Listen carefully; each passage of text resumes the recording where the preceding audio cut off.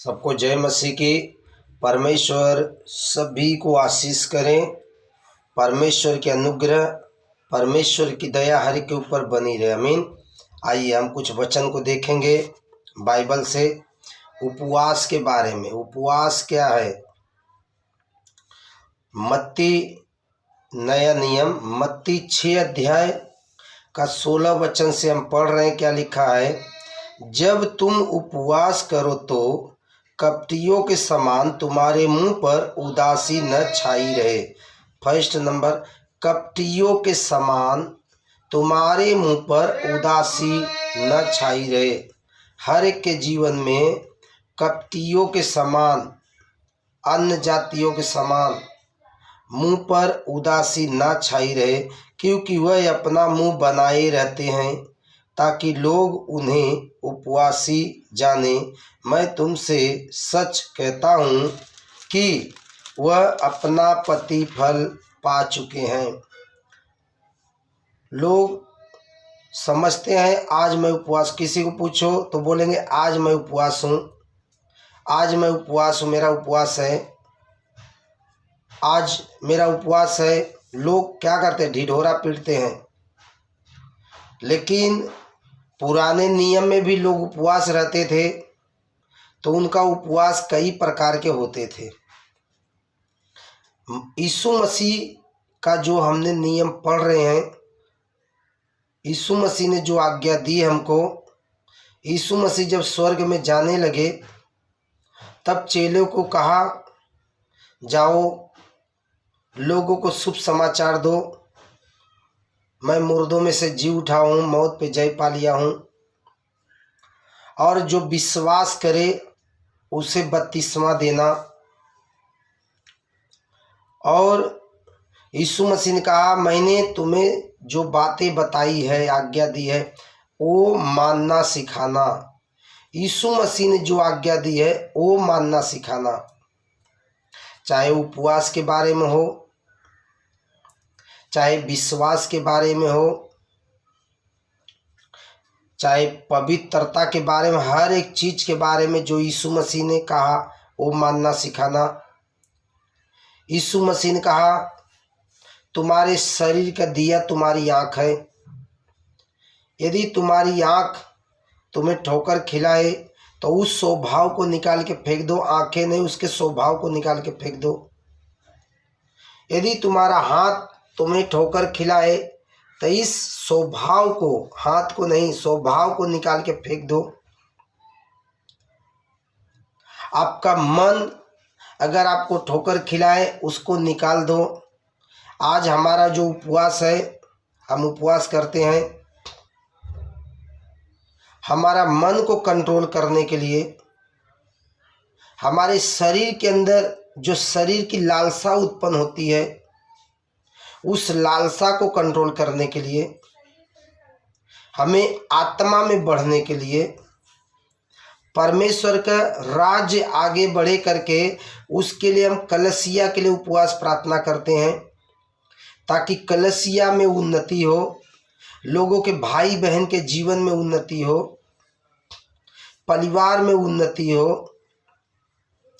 किसी के अंदर दुष्ट आत्मा कंट्रोल करके बैठा है, उसके लिए उपवास करते ताकि इसके अंदर की दुष्ट आत्मा निकल जाए, बीमारी निकल जाए, परेशानी निकल जाए।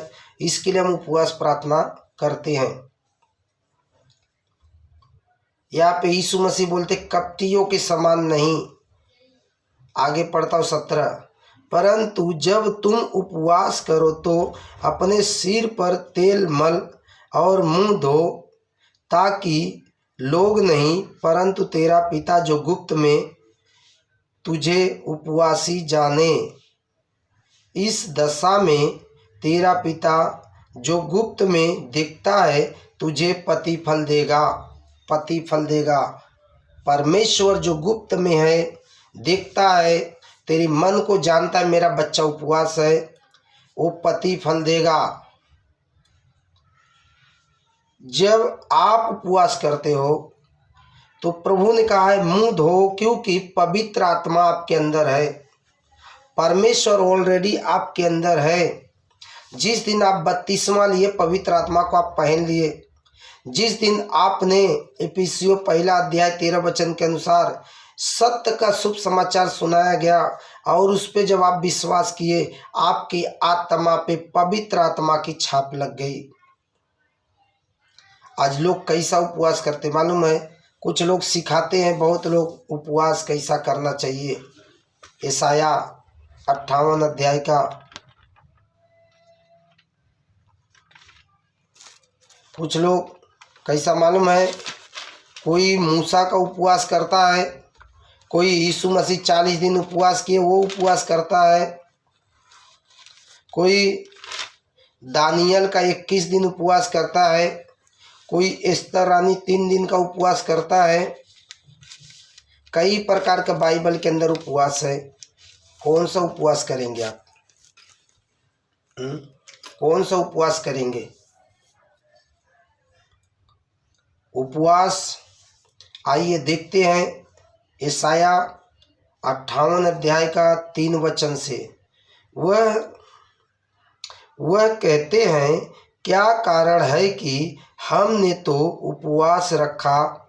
यहाँ पे यशाया कहता है कि वो जो इस्राएली है, इस्राएली यहूदी इस्राएली, उन लोग कहते हैं कि हम क्या कारण है कि इतना उपवास करते हैं, इतना प्रार्थना करते हैं, परंतु तू उत्तर नहीं देता है। यही बातें कुछ और भी हम आपको कहते हैं, फिर इसके बाद आगे पढ़ते हैं। उपवास, हालेलुया। परंतु उपवास रखा, परंतु तूने इसके सुधि नहीं ली। हमने दुख उठाया, परंतु तूने कुछ ध्यान नहीं दिया। आज बहुत लोग इसी तरह बोलेंगे, मैंने उपवास किया, प्रार्थना किया, परमेश्वर उत्तर नहीं दिया, परमेश्वर दया नहीं किया। कई लोग ऐसे बोलते भी है और सोचते भी है। उपवास किया तुरंत। और यशाया पुस्तक का कुछ कैसा प्रचार मालूम है? सुनो, उपवास के दिन तुम अपनी ही इच्छा पूरी करते हो। कौन कह रहा है? यशाया कह रहा है। परमेश्वर की बातों को यशाया इस्राएलियों को कह रहा है। अपनी इच्छा पूरी करते हो, अपने सेवकों से कठिन काम को कराते हो। सुनो, तुम्हारी उपवास का फल यह होता है कि तुम आपस में लड़ते और झगड़ते और दुष्टता से घूंसे मारते हो। जैसा उपवास तुम आज कल रखते हो, उससे तुम्हारी प्रार्थना ऊपर नहीं सुनाई देगी। जैसे उपवास से मैं प्रसन्न होता हूँ, अर्थात जिसमें मनुष्य स्वयं के दीन करे, क्या तुम इस प्रकार करते हो? क्या सिर के झाऊ के समान झुकाना, अपने नीचे टाट बिछाना और राख फैलाना ही के तुम उपवास और यहोवा के प्रसन्न करने के का दिन कहते हो? पुराने नियम में आप देखेंगे तो पुराने नियम में कैसा था? लोग उपवास करना, टाट ओढ़ना, जिम्मेदारी को ओढ़ना और राख पे बैठ जाना, धूल सर पे उड़ाना, ये उपवास होता था। कोई कोई अपने कपड़े ही फाड़ देता था, ये उपवास होता था। लेकिन वो उपवास कलसिया में आज भी अपने ही घूंसे मारते लड़ते फिरते हो। कुछ ऐसे लोग हैं, उपवास भी करते हैं, गालियां भी बकते हैं, उपवास भी करते, एक दूसरे के बुराई भी करते हैं। तो यीशु मसीह पुराना नियम नया नियम को अलग करता है। पुराने नियम का उपवास जो था वो बहुत कठिन था, बहुत कठोर था, और नए नियम का उपवास कुछ हम ऐसे इस तरह से देखते हैं। हम ज़्यादा वचन तो नहीं, थोड़े ही वचन को लेके देख रहे हैं। मत्ती 9 अध्याय का 14 वचन से लेके हम देखेंगे 17 वचन तक देखेंगे क्या लिखा है। तब यूहन्ना के चेले ने उसके पास आकर कहा, क्या कारण है कि हम और फरीसी इतना उपवास रखते हैं पर तेरे चेले उपवास नहीं रखते। यहाँ पुराने नियम को मानने वाले यूहन्ना के चेले और फरीसी जो यहूदी थे, वहाँ पे फरीसी पुराने जो गुरु थे, उन लोग आके बोलते हैं कि हम इतना उपवास करते हैं, इतना उपवास करते हैं, पर तेरे चेले उपवास नहीं करते हैं। तेरे चेले उपवास क्यों नहीं करते हैं? क्योंकि पुराना जो व्यवस्था दी गई, नियम दी गई, वहाँ उपवास है और कई लोग कई प्रकार के उपवास किए हैं। दानियल को रहस्य जानना था कि भविष्य में क्या होने वाला है, वो 21 दिन उपवास किया, उस पर प्रकट किया गया। मूसा को व्यवस्था देना था, शरीयत देना था, व्यवस्था देना था, इसलिए मूसा पर्वत पे 40 दिन उपवास प्रार्थना में लगे रह गए। एस्तर रानी को, वहाँ की स्त्रियों को बचाना था, इसलिए एस्तर रानी 3 दिन उपवास प्रार्थना की पूरे यहूदी, पूरे इस्राएलियों के साथ में। तब जाके परमेश्वर और राजा का मन बदला और एस्तर से उसका नाम एस्तर रानी पड़ गया। हालेलुया। हम शमूएल में देखते हैं, वहाँ पे जो हन्ना स्त्री वो थी, उसको बच्चे नहीं थे, वो प्रार्थना कर रही है, उसके होठ हिलते थे। उसके विषय में आप देखेंगे, आप बच्चे के लिए उपवास कैसा कर रहे हैं, बच्चे के लिए प्रार्थना कैसा कर रहे हैं। किसी को बच्चे नहीं हैं, आज उसके लिए उपवास, मुझे प्रभु बच्चे दे, कारण तो क्या कारण है करके उपवास। कलसिया उन्नति लाना है, उसके विषय में उपवास।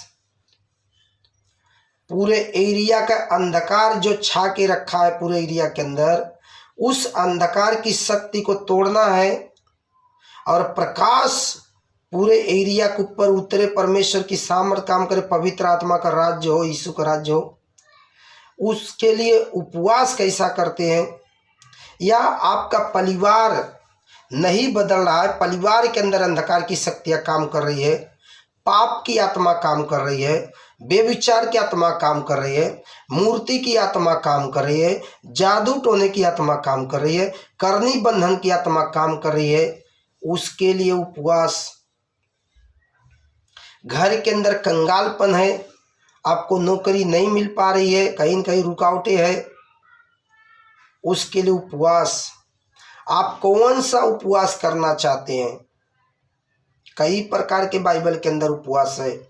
तो यहाँ पे शास्त्री फरीसी आके कहते हैं, यूहन्ना के चेले हम इतने उपवास करते हैं पर तेरे चेले उपवास नहीं करते।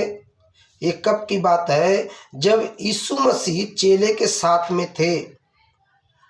तो यीशु ने क्या उत्तर दिए? यीशु ने उनसे कहा, क्या बाराती जब तक दुल्हा उनके साथ है शौक कर सकते हैं? शौक कर सकते हैं, दुख उठा सकते नहीं, क्योंकि दुल्हा है वो दुल्हा देखेगा। पर वह दिन आएंगे जब दुल्हा उनसे अलग किया जाएगा, उस समय वह उपवास करेंगे। उस समय उपवास करेंगे कब? जब यीशु मसीह अलग किए जाएंगे, जब यीशु मसीह स्वर्ग उठा लिए जाएंगे, जब यीशु मसीह के राज्य का प्रचार होगा, जब जगह जगह प्रचार करना है, बंधने को तोड़ना है, शैतान से जब लड़ाई चालू हो जाएगी, इंसान से नहीं। यहाँ पे इंसान से लड़ाई नहीं है। पुराने ज़माने में इंसान से लड़ाई था। पुराने नियम में लोग आपस में घूसे मारते, गालियाँ बकते, झगड़े करते। नए नियम में मसीह लोग किसी को गाली नहीं देते, मसीह लोग घूसे नहीं मारते।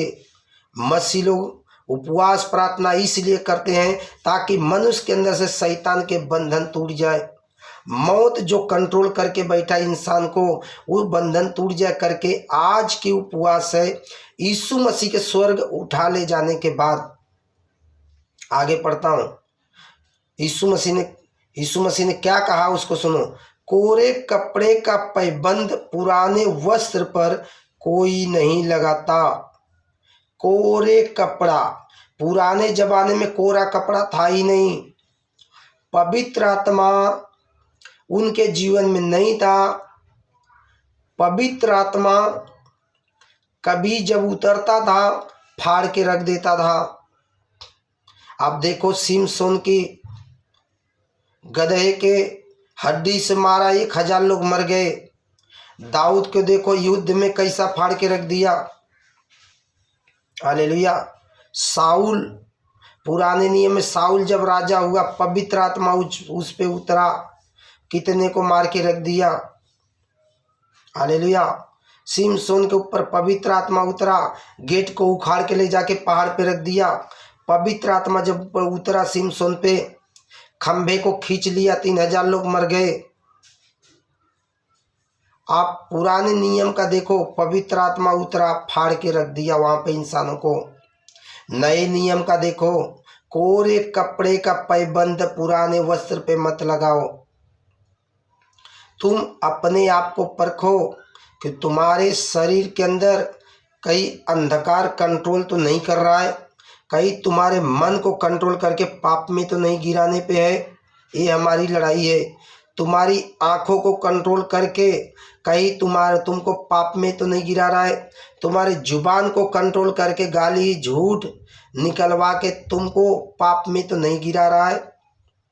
तुम्हारे शरीर को इस्तेमाल करके तुम्हारे अंदर गांजा दारू नशा बीड़ी सिगरेट तो लाने की कोशिश नहीं कर रहा है। ये है उपवास।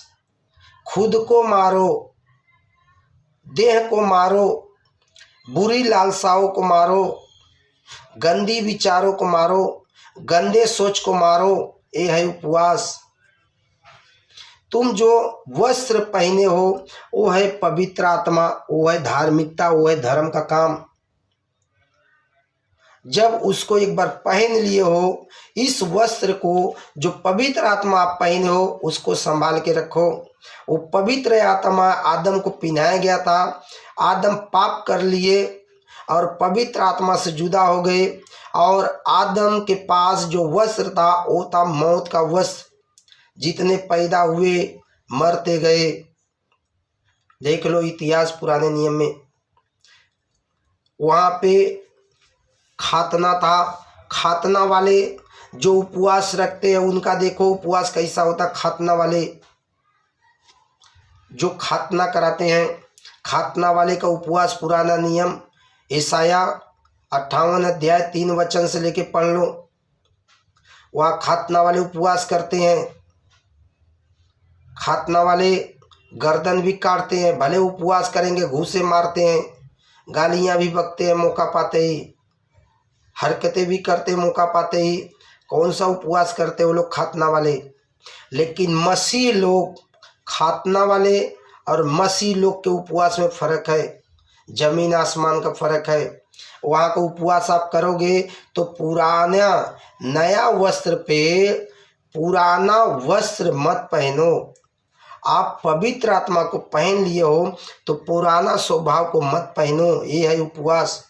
आप किसी को खाना खिला दो, आज के तारीख में देखो वही आदमी तुमको मारने के पीछे पड़ जा रहा है। जिसको आप सोचते हुए गरीब है, अनाथ है, विधवा है, बेसहारा है, ले जाकर उसको राशन दे दो, देखो 2 दिन के बाद वही तुम पे दोष लगाएगा।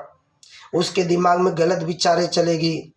ये क्या कारण है कि लेके मुझे राशन देता है, क्या कारण है मुझे पैसा देता है। वो गलत समझेगा। उसको कपड़े नहीं आप दे दो, वो गलत समझने लगेगा 2 दिन के बाद। Hallelujah, hallelujah. तो उपवास करना किसको ज़रूरत है? अगर वो आपके पास मांगता है उसको खिलाओ, उसको पिलाओ। नहीं मांग रहा है उसको देने जाओगे और दोगे तो क्या होएगा कि उसको ज़रूरत नहीं है, उल्टा तुमको फंसा देगा। ऐसा ही हालत है यहाँ पे आज। किसी को राशन पहुंचाओ गलत समझता है, किसी को खाना खिला दो भाई चलो आओ खाना खा लो तो भी गलत ही समझता है। हाँ, कोई भूखा है उसके पास भोजन की घटी है तो पौलुस कहते हैं यदि भोजन की घटी है तो वो तुम्हारे पास आ रहा है या फ़ोन कर रहा है या बातें कर रहा है, भाई मेरे पास राशन नहीं है उसको दे दो, कपड़े नहीं है उसको दे दो, और दे दो तो उसको दोबारा बोलो मत मैंने दिया करके, छोड़ दो इसे ही उसकी हालत पे। और ले जाके उसको जब देने जाओगे बार बार तब उसको क्या होएगा, वो गलत समझता है। आमीन। तो यहाँ पे बातें करते, कोरे कपड़े का पैबंद पुराने वस्त्र पर कोई नहीं लगाता, क्योंकि वह पैबंद उस वस्त्र से कुछ और खींच लेता, कुछ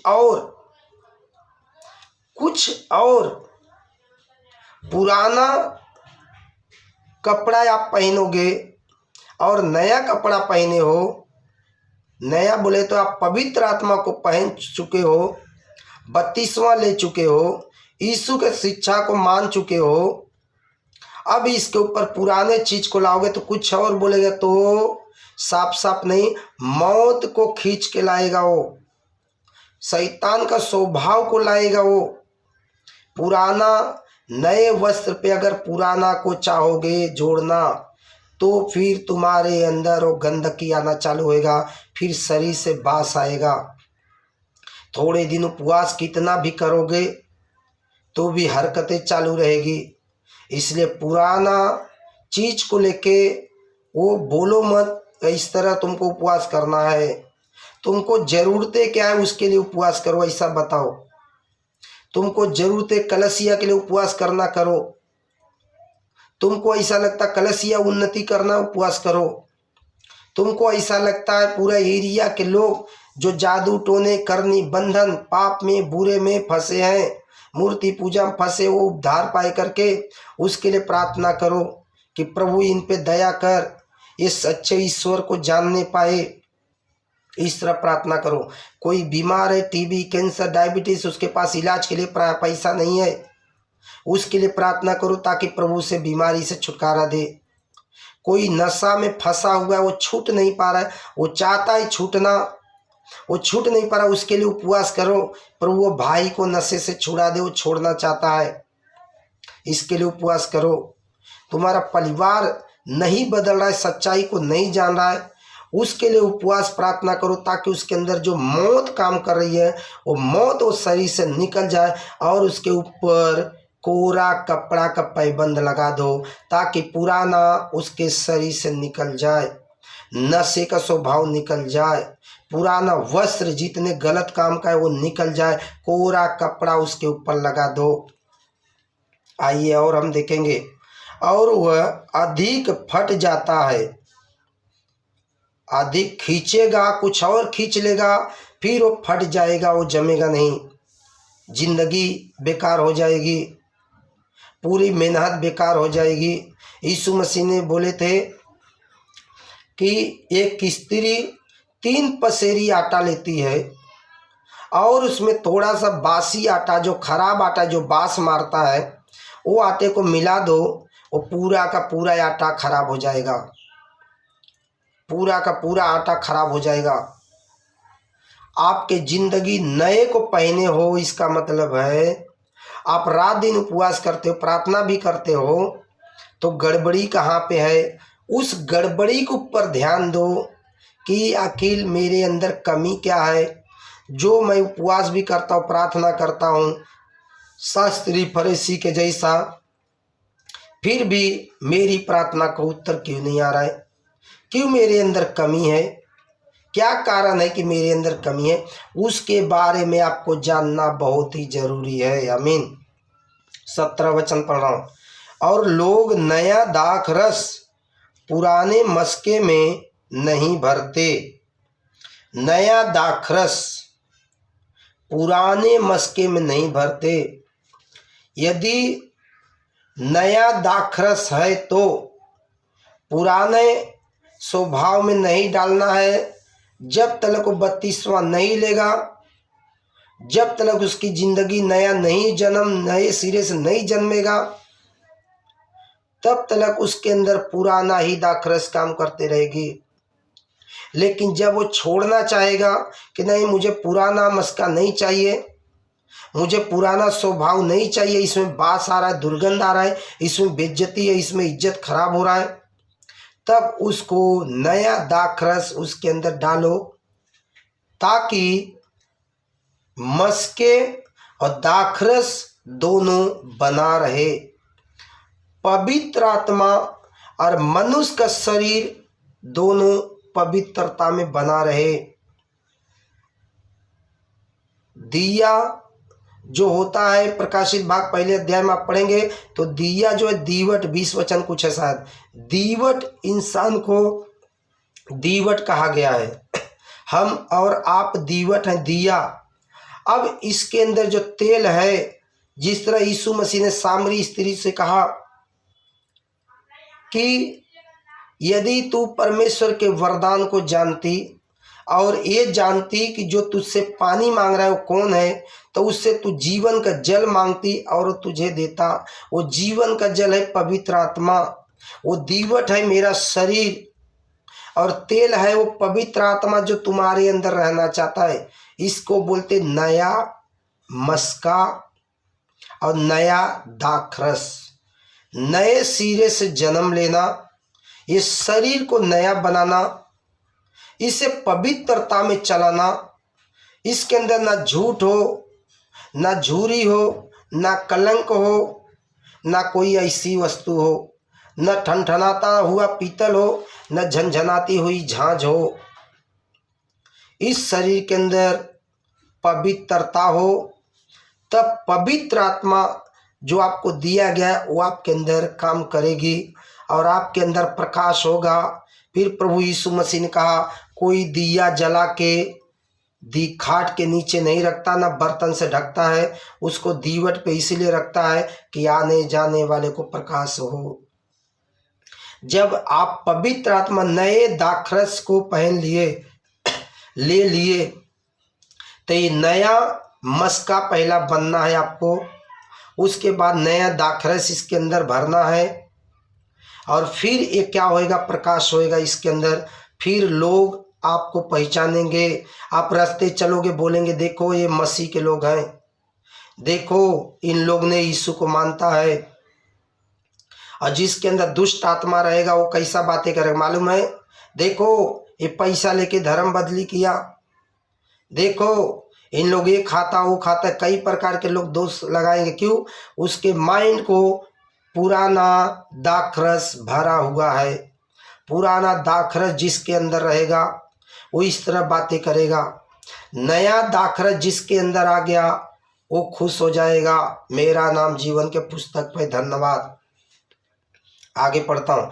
और लोग नया दाखरस पुराने मस्के में नहीं भरते, क्योंकि ऐसा करने से मस्के फट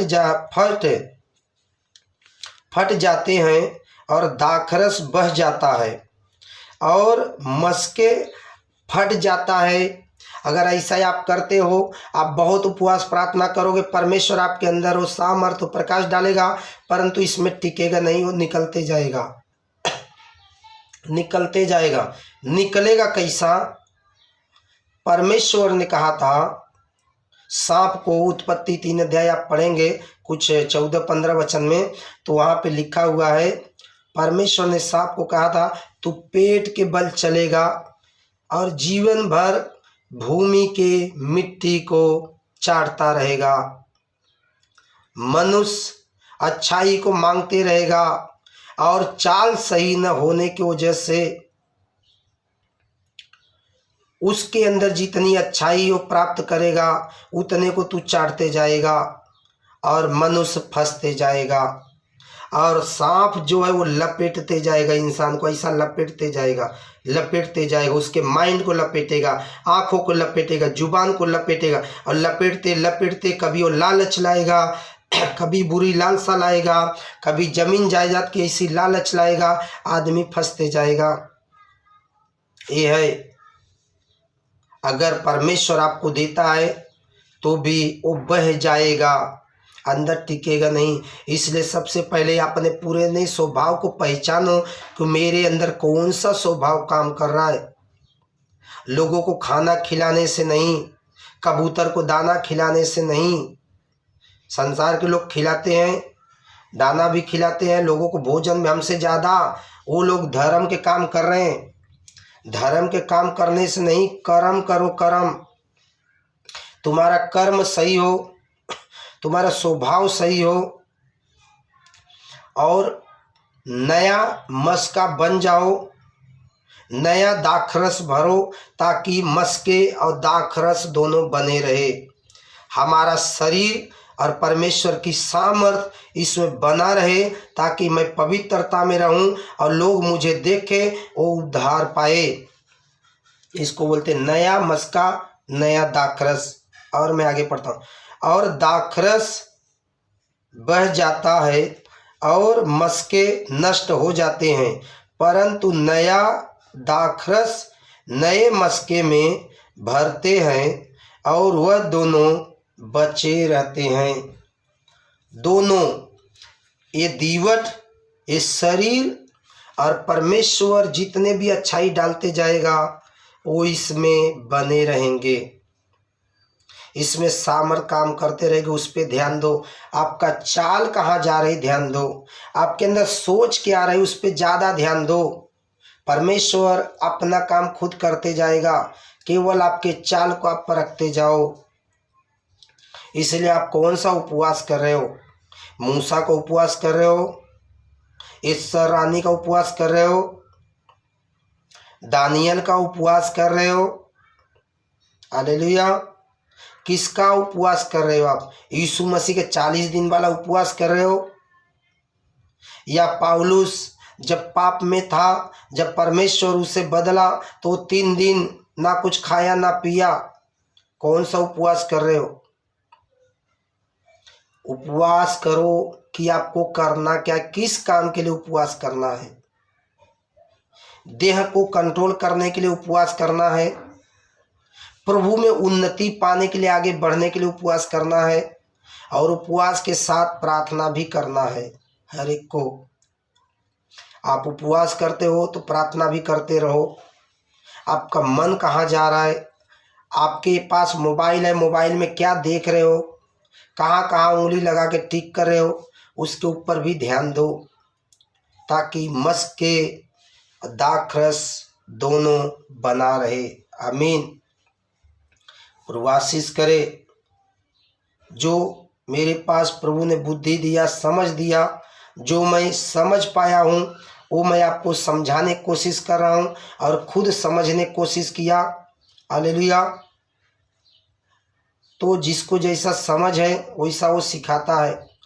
इस वचन से, इस शिक्षा से आप क्या सीख पाए हैं वो जरूरी है। जो आपको अच्छा लगता है, जो समझ में आता है, अच्छाई है, उसको ले लो।